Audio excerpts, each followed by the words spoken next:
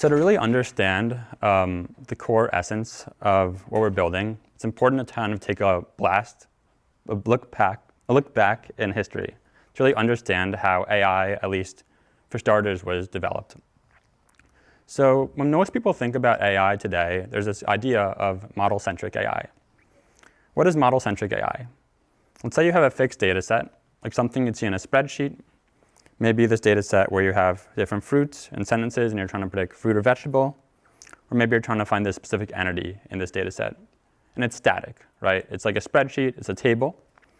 And a lot of times you might want to try different models. You might try GPT, you might try Claude, you might try Llama. If you're doing classification, maybe you're looking at naive, Bayes, or set fit. But you're trying a bunch of these different models. And you want to see how each model you're looking at will actually compare with your output. The training data is static, and you're comparing different models. About 15 or so years ago, there's this advent of AI called data-centric AI.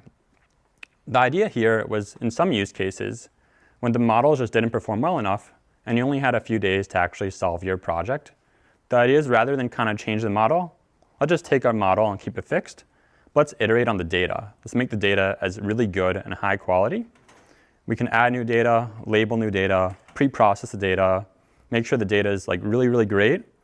And as we iterate on the data and add more data, we can kind of see the impact that it would have on a specific model. So let's say in this example of the fruits, we added a new row of fruits, we added some new entities, we added data that maybe the model was messing up on, and we might want to see how the performance of this would be. And this is really kind of the approach that people take today.